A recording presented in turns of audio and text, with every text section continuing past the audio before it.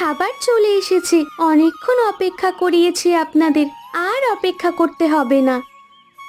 না না, সে ঠিক আছে। নতুন বৌমার হাতে রান্না খাওয়ার জন্য একটু অপেক্ষা করতেই পারি। এবার খেয়ে নিন, অনেক অপেক্ষা করেছেন। সবার জন্য পনিরের তরকারি তৈরি করেছি। খেয়ে বলুন তো কেমন হয়েছে। কি? পনিরের তরকারি? আমি পনিরের তরকারি খাই না, আমার জন্য মাছ নিয়ে এসো। মা, মাছ তো করিনি। আমি তো ভাবলাম আজকে পনিরের তরকারি করে দেব, সবাই ভালোভাবে খাবে। তুমি কি জানো না আমি মাছ ছাড়া ভাত খেতে পারি না, আর এসব নিরামিষ আমার সহ্য হয় না। মা, একটা দিন খেয়ে নিন না, আমি রাতে করে দেব। আর এই খাবারের খারাপ কোথায়? নিরামিষ খাওয়া তো স্বাস্থ্যের পক্ষে ভালো। এই একদম আমাকে জ্ঞান দিতে আসবে না। নিজে মাছ রান্না করনি, এবার আমাকে উল্টোপাল্টা বোঝাচ্ছ না। আহা গিন্নি, একদিন খেয়ে নাও না। খাওয়ার সময় কেন ঝামেলা করছো বলো তো? তুমি একদম চুপ করে থাকো। বাড়িতে নতুন এসেছে বলে কি যা ইচ্ছে তাই করবে নাকি? একবার তো জিজ্ঞেস করার প্রয়োজনও মনে করে না। কি রান্না করব?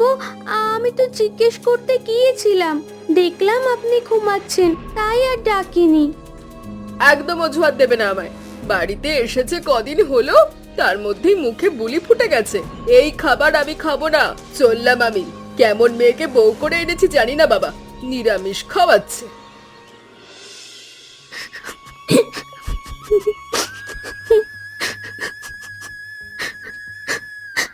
কি অপরাধ করেছিলাম আমি? মা আমাকে এমন ভাবে কথা শোনালো। আমি মানছি আমার ভুল হয়ে গেছে, তা আমাকেও তো মানিয়ে নেওয়ার জন্য সময় দিতে হবে। মালতী, তুমি কান্নাকাটি করছো কেন? কাঁদে না। আচ্ছা, আমার দিকে দেখো। কি দেখবো বলতে পারো? তোমার মা আমাকে এমন করে কথা শোনালো, আমি তো সবাইকে নিজের করে নিতেই চাইছি। আমি মায়ের পছন্দের মেয়েকে বিয়ে তো করিনি, তাই হয়তো তোমার উপর রেগে আছে। তবে আমি জানি আমার বউ ঠিক সময় সবার মন জয় করে নেবে। আর যদি না পারি, তখন সারা জীবন আমাকে এইভাবে ঝামেলার মধ্যে বেঁচে থাকতে হবে, তাই তো? আমি জানি গো তুমি পারবে। এখন চোখের জল মোছো, কিছু তো খেয়েও এলে না। আমি তোমার জন্য খাবার নিয়ে এসেছি, খেয়ে নাও। তুমি আবার আমার জন্য খাবার আনতে কেন গেলে? তোমার মা দেখলে আবার কথা শোনাবে। আমি বলছি তো কিচ্ছু হবে না, কেন এত ভয় পাচ্ছ? আমি আছি তো, নাও নাও, খেয়ে নাও। আমার খেতে একদম ভালো লাগছে না, তুমি রেখে দাও, আমি খাবো না গো। আচ্ছা, তোমার রাগ অভিমান তো আমার মায়ের উপর, খাবারের উপর রাগ করতে নেই, বুঝলে গিন্নি? আমি খাইয়ে দিচ্ছি, খেয়ে নাও। সবাই যদি তোমার মতো আমায় ভালোবাসে, তাহলে আমিও তো সবাইকে ভালো রাখবো। তুমি তো জানো, কেউ আমায় কিছু বললে আমার খুব কষ্ট হয়। এই প্রথম তো, একটু মানিয়ে নাও, দেখবে সব ঠিক হয়ে যাবে।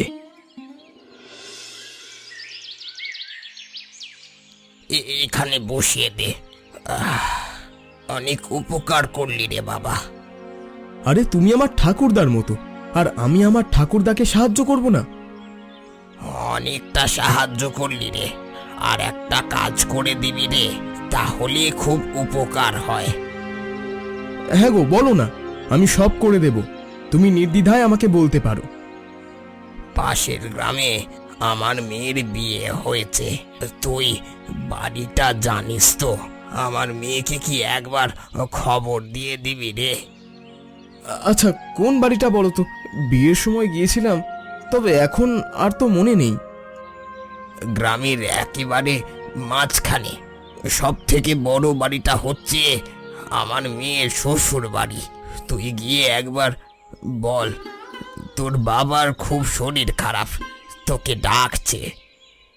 আচ্ছা, সে না হয় যাব, তবে তোমাকে এভাবে ছেড়ে রেখে কিভাবে যাই বলো তো? আরে আমায় নিয়ে চিন্তা করিস না, আমি একদম ঠিক আছি। তুই যা না রে, গিয়ে একবার বল। মেয়েটা কাছে থাকলে শান্তিতে মরতেও পারবো। একদম উল্টোপাল্টা কথা বলবে না, তোমার কিছু হবে না। আমি যাওয়ার পথে কবিরাজকে খবর দিয়ে দিচ্ছি। এখন চলো, তোমাকে ঘরে শুয়ে দিই। আরে আমি যেতে পারবো রে। তখন বাজারে হঠাৎই মাথাটা ঘুরে গেল, কিছু বুঝতেই পারিনি। এখন ঠিক আছে। না না, আমি তোমার কোনো কথা শুনবো না। দাও, তোমার হাতটা আমায় দাও। চলো, আস্তে আস্তে উঠে ভিতরে চলো।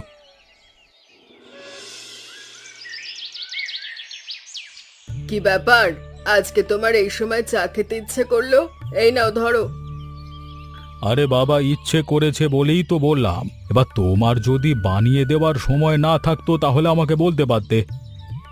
থাক, আর তোমায় কিছু বলতে হবে না, খেয়ে নাও, ওদিকে আমার অনেক কাজ পড়ে আছে। দাঁড়াও গিন্নি, তোমার সাথে আমার কিছু কথা আছে। আচ্ছা, তুমি মেয়েটার সাথে খারাপ ব্যবহার করছো কেন? যবে থেকে ও বাড়িতে এসেছে আমি তোমাকে লক্ষ্য করছি। তুমি তো দেখলে দুপুরে আমাকে নিরামিষ খেতে দিচ্ছিল। জানো তো আমি মাছ ছাড়া খেতে পারি না। একদিন খেয়ে দেখে নিলে কি এমন হয়ে যেত? ও তো আমাদের বাড়ির নতুন বউ, মানিয়ে নিতে তো একটু সময় লাগবে। ওকে আমি এই বাড়ির বউ বলে মানি না, ওই গরিব বাড়ির মেয়েকে আমি বউ হিসেবে চাইও নি। এটাই তো ভুল করেছো গিন্নি। টাকা পয়সা না দেখে মানুষের মন দেখতে শেখো, বুঝলে? মন দিয়ে সব হয় না, টাকা পয়সা থাকতে হয়। গরিব বাড়ি থেকে এসেছে তো, এবার দেখো না আমার ছেলে সব টাকা ধ্বংস করবে। আচ্ছা, তোমার কি একবারও মনে হয় না টাকা পয়সাটা সব নয়? এসব ভাবনা চিন্তা বাদ দিয়ে একদিন সবার সাথে বসে জমিয়ে গল্প করি। না, আমার মনে হয় না হয়েছে। যেটা শুনতে চাইছিলে আমি বলে দিয়েছি। এবার চুপচাপ চাটা খেয়ে নাও, কদিন পর দেখবে ওটাও আর জুটবে না। তুমি না করে দিলে আমি খাবো কিভাবে? সেই দোকানে গিয়ে খেতে হবে। তোমাকে এত কিছু বলেও তো লাভ নেই, তুমি বুঝবে না এসব।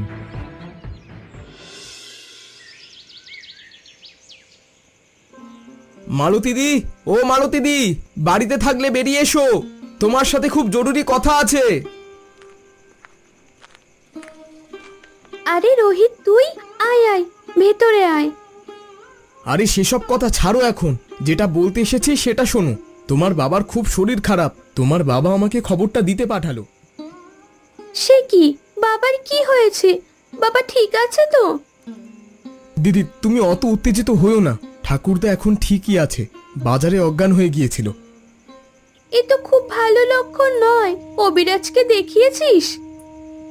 আমি আসার পথে কবিরাজকে খবর দিয়ে দিয়েছি, আশা করছি কবিরাজ মশাই যাবেন। ভালোই করেছিস, তুই আমাকে খবর দিয়েছিস। কাল সকালেই আমি বেরিয়ে পড়ব। তুই আয়, ভেতরে আয়। সন্ধ্যা হয়ে গেছে তো, আজকে থেকে যাবি। আরে না না, আমি এক্ষুনি চলে যাব। শুধুমাত্র খবরটা দিতে এলাম। ওদিকে ঠাকুরদাকে দেখতে হবে তো। তুমি তো কালকে যাবে বলছো, আজকে আমি গিয়ে একটু দেখাশোনা করি। ভাই, তুই খুব ভালো রে। আমি যাব না বলে তুই নিচে গিয়ে আমার বাবার খেয়াল রাখবি। উপরওয়ালা তোর খুব ভালো করবে রে। দিদি, তুমি কান্নাকাটি করো না, এটা তো আমার কর্তব্য। সেই ছোটবেলা থেকে তোমাদের বাড়িতে কত গেছি বলো তো। খুব ভালো রে, দেখিস এক সময় তোর খুব ভালো হবে। তুই বাবাকে গিয়ে বল আমি কালকে একেবারে ভোরেই বেরিয়ে পড়ব। আর কবিরাজ মশাইরা ওষুধ দেবেন, একটু ঠিকঠাক ভাবে দিয়ে দিস। তুমি একদম চিন্তা করবে না, আমি আছি তো। রোহিত যেখানে, চিন্তা নেই সেখানে। চিন্তা তো হয় রে, আমার বাবাটা একা, হঠাৎ কিছু শরীর খারাপ হলে খবরটাও পাবো না। তবু তুই এসে আজকে খবরটা দিলি, আমি একটু আশ্বস্ত হলাম। আয় না রে, আয় ভেতরে আয়, কিছু তো খেয়ে যা। না গো দিদি, আজকে আর কিছু খাবো না, পরে কোনো একদিন এসে জমিয়ে খেয়ে যাব। এখন আমি আসি তাহলে। সাবধানে যাস, সন্ধ্যা হয়ে গেছে যে। কে এসেছিল গো বাইরে? রোহিত এসেছিল, আমাদের পাশের বাড়িতেই থাকে। সে কি, শ্বশুর মশাইয়ের শরীর খারাপ? তাহলে তুমি কালকে সকালবেলা বেরিয়ে পড়ো। হ্যাঁ গো, সে তো যাবো, তবে তুমি আমায় কিছু টাকা দেবে? বাবার জন্য তাহলে ফলমূল কিনে নিয়ে যেতাম। তারপর কবিরাজ মশাইকে তো টাকা দিতে হবে। তুমি তো জানো আমার বাবা আর কাজ করতে পারে না।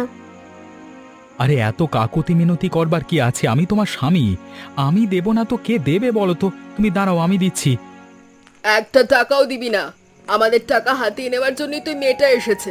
খবরদার একটা টাকাও দিবি না। মা, আমি শুধু শুধু টাকা চাইছি না। আমার বাবার খুব শরীর খারাপ, আমার টাকাটা খুব প্রয়োজন। না না না না, ওসব শুকনো কথায় আমার মন গলবে না। এতদিন যখন শরীর খারাপ হতো তখন কিভাবে চিকিৎসা হতো? আর এখন বড়লোক বাড়িতে বিয়ে হয়েছে বলে টাকা চাইতে হবে? মা, তুমি একটু চুপ করবে? কোথায় কি বলতে হয় তুমি একদম জানো না, তাই না? ও, এবার তুইও আমার মুখের ওপর কথা বলবি? এই ব্যবসাটা তোর বাবা আর তোর নয়। বুঝতে পেরেছিস? তাই আমি যা বলবো তোকে শুনতে হবে। কেন গো, আমি কি তোমার কথা শুনি না? তোমার তো সব কথাই শুনি, তবে আজকে আমি শুনতে পারবো না। তুমি উল্টোপাল্টা কথা বলছো। খবরদার, একটা টাকাও দিবি না, না হলে কিন্তু তুই আমার মরা মুখ দেখবি। এই তুমি একদম চুপ করো তো। সব কিছুতে একই কথা। ওদিকে একটা মানুষের শরীর খারাপ হয়েছে আর তুমি এখানে এমন করছো। মাঝে মাঝে মনে হয় তোমার মধ্যে কি কোনো মনুষ্যত্ব বোধ নেই? ওগো, মাকে অমন করে বলো না, মার তো খারাপ লাগবে, মাথা ঠান্ডা করো। দেখো, তোমার বৌমাকে দেখে একটু শেখো। তুমি ওকে নিয়ে এত কথা বললে তবুও তোমার খারাপ লাগার বিষয়টা বোঝে। তুমি চিন্তা করো না গো, আমি তোমাকে টাকা দেব।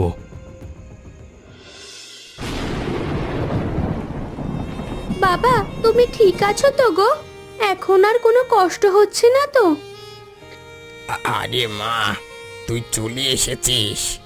এত বৃষ্টির মধ্যে কি করে এলি? যতই ঝড় বৃষ্টি হোক না কেন, আমাকে তো আমার বাবার কাছে আসতেই হবে। আমার বাবার শরীর খারাপ বলে কথা। তুই চলে এসেছিস যখন, আমি নিশ্চিন্ত। এবার যদি আমি মরেও যাই তাহলে আমার কোনো দুঃখ থাকবে না। তুমি চুপ করো, একদম উল্টোপাল্টা কথা বলবে না। তুমি ছাড়া আমার কে আছে বলো তো? তুমি এখন এরকম কথা বলছো? তুই কান্না করছিস কেন? কি খারাপ কথা বললাম আমি? বয়স তো হচ্ছে, একদিন না একদিন তো যেতেই হবে। জন্ম যখন, মরতেও তো হবে নাকি? তুমি চুপ করবে কি? না হলে কিন্তু আমি এক্ষুনি চলে যাব। আমি এত কষ্ট করে তোমার কাছে এলাম আর তুমি এসব কথা বলছো। কিচ্ছু হবে না তোমার। এই, তুই কান্নাকাটি না করে আগে গিয়ে কাপড় চোপড় পাল্টে ফেল। এরকম ভিজে কাপড়ে থাকিস না, তোর শরীর খারাপ করে যাবে যে। এসব ছাড়ো, তুমি ওষুধ খেয়েছো কি বলো? আর রোহিতকে দেখছি না তো, ও তো কাল আমাকে বললো তোমার কাছেই থাকবে। আরে তুই শান্ত হ। আমি ওষুধ খেয়েছি, আর রোহিত এইমাত্র বাড়ি গেল। এতক্ষণ আমার কাছেই ছিল। তুই এত চিন্তা করিস না রে। তুই চলে এসেছিস, এবার আমি খুব তাড়াতাড়ি ভালো হয়ে যাব। মনে দুঃখ রাখিস না। আচ্ছা, তুমি একবারটি অপেক্ষা করো, আমি কাপড় বদলে তোমার জন্য কিছু বানিয়ে নিয়ে আসছি। বাবা, আমি তোমাকে বলে দিচ্ছি, মাকে বুঝিয়ে দাও মালতীর সাথে যেন কোনো খারাপ ব্যবহার না করে।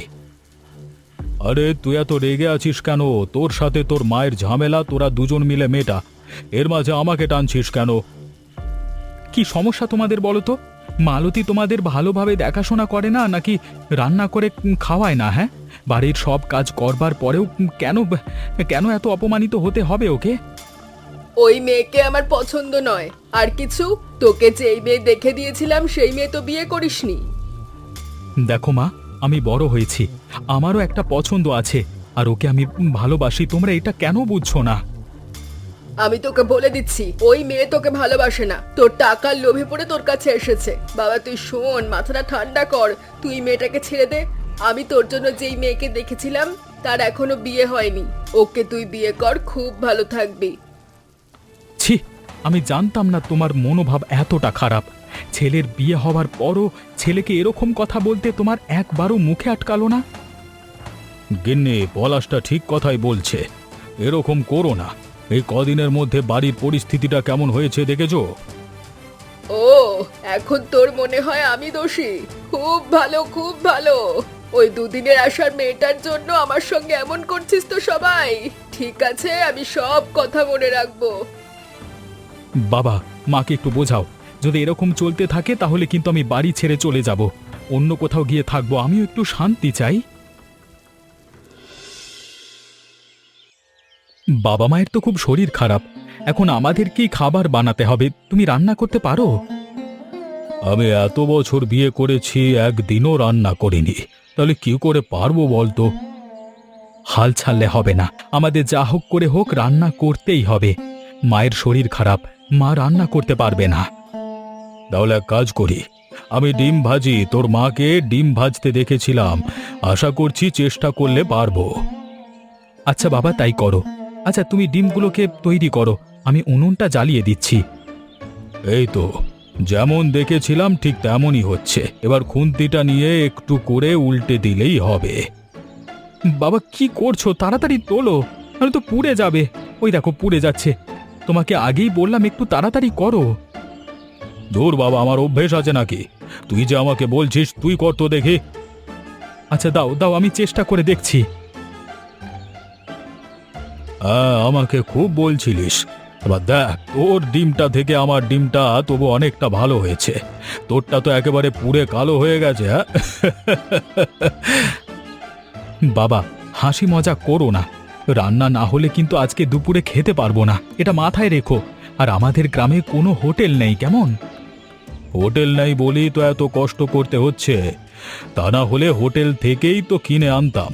আজকে বুঝতে পারছি রান্না করবার কত ঝম্প। হ্যাঁ, হই, আমায় একটু আলুর দম দে না।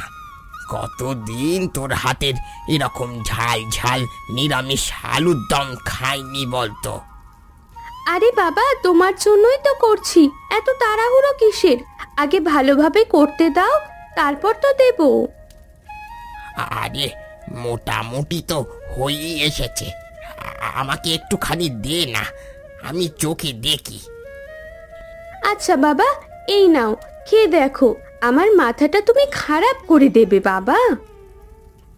এতদিন থাকার পর তুই চলে যাবি, আমারও তো ইচ্ছে করে আমার মেয়েটার সাথে একটু ভালো সময় কাটাই। বাবা, একদম মন খারাপ করবে না। তোমার কাছে তো আমি আসবো, আর তোমার যখনই মন খারাপ করবে তুমি আমার কাছে চলে যেও। ওইভাবে হয় না রে, ওটা তোর শ্বশুর বাড়ি। যখন তখন আমি গেলে অনেক অসুবিধা হবে। আমি বলছি তো যাবে, ওরা ওই রকম নয়। তোমার জামাই খুব ভালো। বলছি, এতটা আলুর দম করেছিস তো, একটু নিয়ে যা না, তোর শ্বশুর বাড়ির সবাইকে খাওয়াবি, খুব পছন্দ করবে রে। বাবাই সুস্থ হয়েছে, এত হাসি খুশি আছে। বাবাকে বুঝতে দিলে হবে না ওই বাড়ির পরিস্থিতি কেমন। আরে কি হলো? নিজের মনে কি সব বিড়বিড় করছিস বলতো? আরে না না, কিছু না। তুমি যখন বলছো তাহলে আমি নিয়ে যাই। আচ্ছা, তুমি তো খেলে কেমন বললে না কেমন হয়েছে? তোর হাতের রান্না আবার কখনো খারাপ হতে পারে? খুব সুন্দর হয়েছে রে, মন প্রাণ জুড়িয়ে গেল এই আলুর দম খেয়ে। আবার খাবার কই? কি রান্না করেছো আজকে? আসলে রান্না করতে গেছিলাম, কিন্তু কোনো রান্না করতে পারিনি। রান্না করতে পারোনি মানে? তোমার বউয়ের শরীর খারাপ বলে কি একটু রান্না করেও দিতে পারবে না? আরে না, সেটা নয়। আমরা চেষ্টা করেছিলাম গো। আজকে ডিমের তরকারি করব ভেবেছিলাম, ডিম ভাজতে গিয়ে সব কিছু পুড়ে গেছে। আমি বাইরে থেকে দেখছি, যদি মিষ্টি পাই তাহলে এনে দেব। আজকে মিষ্টি খেয়ে পেট ভরাতে হবে। তুমি জানো না আমার মিষ্টি খাওয়া যাবে না? শুধু আমার কেন, তোমারও তো খাওয়া যাবে না। এই রে, আমি তো একেবারে ভুলে গেছি। তাহলে এবার কি করব? খাবার মতো কিছুই তো নেই। বাইরে যে বৃষ্টি হচ্ছে, না হলে আমি যেতাম, গিয়ে কিছু ফল কিনে নিয়ে আসতাম। বাড়িতে বৌমা নেই, কি দুর্গতি হলো আমাদের। বৌমা থাকলে কিছু রান্না করে দিতে। আহা রে, আমি ভুলই করেছি, মেয়েটাকে যা নয় তাই বলেছি। এই প্রয়োজনের সময় ওই তো আমাদের পাশে দাঁড়াবে। কবে ফিরবো তো জানি না, তবে ফিরে এলে মেয়েটার কাছে ক্ষমা চেয়ে নেব, নিজের করে নেব। তোমার বৌমার কথা আর বলো না। এ বাড়িতে তার তো কোনো সম্মান নেই, তাই না থাকাই ভালো। দেখলে তো খাবারটাও জুটলো না। উফ, খিদেতে একেবারে পেটে কামড় ধরেছে। আমি সুস্থ থাকলে এই দিনটা দেখতে হতো না। কোনো কাজের নয় তোমরা। আমরা তো চেষ্টা করলাম, কিন্তু শেষ পর্যন্ত পারলাম না। কি করি বলো তো? আমি চলে এসেছি। এ কি, আপনাদের চোখ মুখ শুকনো শুকনো, কিছু হয়েছে? দুপুর থেকে খেতে পাইনি আমরা। ও বাবা, এই ব্যাপার। তাহলে ভালোই হয়েছে, আমি টিফিন করে এই নিরামিষ আলুর দম নিয়ে এসেছি। আপনাদের যদি মত থাকে তাহলে খেতে পারেন। কে খাবে না আমি জানি না, তবে আমি খাবো এটুকুই জানি। শুধু তুই কেন, আমিও খাবো। এত খিদে পেয়েছে, পেটের ভেতর ছুঁচোতে ডন দিচ্ছে। মা, খারাপ ভাববেন না, সারাদিন তো কিছু পেটে পড়েনি। এটা খেয়ে দেখুন মা, ভালোই লাগবে। যদি ভালো না লাগে তখন আমায় বলবেন। আচ্ছা, আমি খাবো, চলো। আমি নিজের হাতে এই নিরামিষ আলুর দম রান্না করেছি। আমার বাবার তো শরীর খারাপ ঠিক হয়ে গেল, এবার আমার মাটাকে ভালো করতে হবে। খান, ভালো করে খান। এবার বেশ ভালো খাবার করে দেব আমি। বৌমা সত্যি অসাধারণ হয়েছে গো। আমি ভাবিনি নিরামিষ রান্না এত ভালো হতে পারে। আমরা তো নিরামিষ খেয়েই অভ্যস্ত, তাই নিরামিষ রান্না খুব ভালোভাবে করতে পারি। এই নিরামিষ আলুর দমটা কোনো আমিষ আলুর দমের থেকে কম কিছু নয়।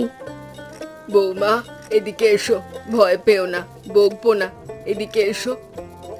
হ্যাঁ মা, বলুন কি বলবেন? খাবার পছন্দ হয়নি? না খেয়ে থাকার থেকে এই খাবার খাওয়া অনেক ভালো। আমি আজকে বুঝতে পেরেছি আমি সেদিন কতটা খারাপ ব্যবহার করেছিলাম। আমাকে মাফ করে দাও মা। এটা কি করছেন আপনি? বাড়ির মানুষের কাছে মাফ চাইতে নেই। আপনি জানেন না আমি তো আপনার বাড়িরই সদস্য। না, বাড়ির সদস্য নয়, তুমি আমার মেয়ে। আজকে থেকে আমি তোমাকে মেয়ের মতোই দেখাশোনা করব।